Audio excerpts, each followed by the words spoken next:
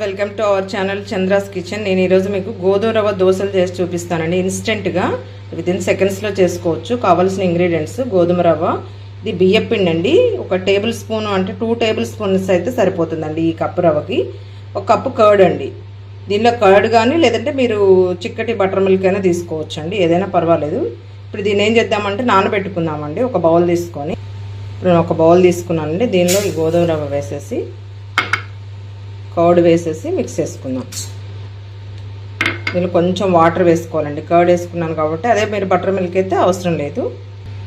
చూసారా, ఇప్పుడు కొంచెం వాటర్ వేసేసుకొని మొత్తం మిక్స్ అయిపోయేటట్టు డిప్ అయ్యే వరకు, అంటే మొత్తం కంప్లీట్గా మునిగే వరకు వేసుకుంటే సరిపోతుందండి. ఇలా ఒక 15 మినిట్స్ సోక్ అవ్వనిద్దాం. దాని తర్వాత అప్పుడు మనం గ్రైండ్ చేసుకొని దోశ వేసుకోవాలి. గ్రైండ్ చేసుకున్న తర్వాత బియ్యం పిండి యాడ్ చేద్దామండి. చూడండి ఫ్రెండ్స్, ఇప్పుడు కంప్లీట్గా నానిపోయిందండి. దీన్ని ఇప్పుడు మనం మిక్సీ జార్లో వేసి గ్రైండ్ చేసుకుందాం. ఇప్పుడు మిక్సీ వేసుకున్నామండి. దీన్ని మనం ఒక బౌల్లోకి షిఫ్ట్ చేసుకుందాం. ఆల్రెడీ ఇప్పుడు సోక్ చేసి పెట్టుకున్నాం కదండి, దానిలోకి షిఫ్ట్ చేసేసుకుందాం దీన్ని కూడా. ఇప్పుడు దీనిలోకి బియ్యం పిండి ఉంది కదండి, దాన్ని యాడ్ చేసుకుందాం. యాడ్ చేసుకొని కొంచెం సాల్ట్ కూడా యాడ్ చేసుకోవాలి.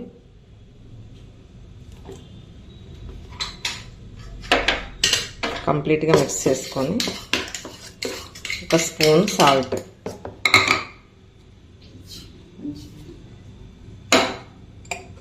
కొంచెం జీరా వేసుకుందాం.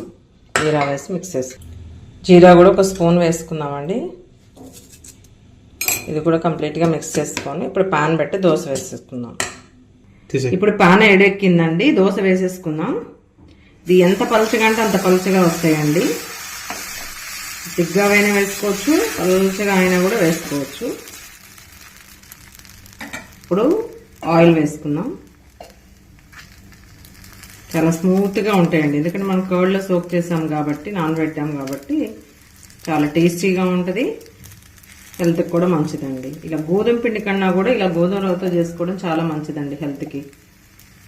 ఇది వేగే వరకు గోల్డెన్ బ్రౌన్ కలర్ వచ్చే వరకు వెయిట్ చేద్దాం. ఇప్పుడు దోశని టర్న్ చేసుకుందామండి. ఈ దోశల్ని 2 సైడ్స్ కాల్చుకోవాలి మనము, 1 సైడ్ కాదండి. 2 సైడ్స్ కాల్చుకున్నప్పుడే బాగుంటాయి. ఇప్పుడు వేగిపోయిందండి. దీన్ని తీసి మనం ప్లేట్లోకి సర్వ్ చేసుకుందాం. దోశ రెడీ అయిపోయిందండి. ఇప్పుడు మనము దీన్ని టమాటో రోటి పచ్చడితో సర్వ్ చేసుకుందామండి. చాలా టేస్టీగా ఉంటుందండి. చట్నీ కూడా రోటి పచ్చడి కాబట్టి టమాటోతోటి. నెక్స్ట్ ఏంటంటే దోశలు కూడా ఇన్స్టెంట్గా వేసుకోవచ్చండి. మనకి అంటే ఎప్పుడైతే మనం పిండి ఇడ్లీ పిండి దోశ పిండి పట్టుకోకుండా ఉంటామో అప్పుడు ఇన్స్టెంట్గా వేసుకోవచ్చు. ఎవరైనా గెస్ట్లు వచ్చినప్పుడు కూడా సడన్గా వేసుకోవాలనుకున్నప్పుడు కూడా ఒక 10-15 మినిట్స్లో మనకు దోశ రెడీ అయిపోతుందండి. నెక్స్ట్ థింగ్ ఏంటంటే హెల్త్కి కూడా చాలా మంచిది. గోధుమ పిండి కన్నా కూడా గోధుమ రవ్వతో వేసుకోవడం చాలా మంచిది. చూసారు ఎంత కలర్ఫుల్గా ఉన్నాయండి దోశలు. మీరు కూడా ట్రై చేయండి. చాలా స్మూత్గా ఉన్నాయి, పల్చగా కూడా వస్తున్నాయి. మీరు కూడా ట్రై చేయండి ఫ్రెండ్స్. ట్రై చేస్తేనే కదా తెలుస్తుంది. Thank you friends. Thank you for watching my channel. Please like, share, subscribe.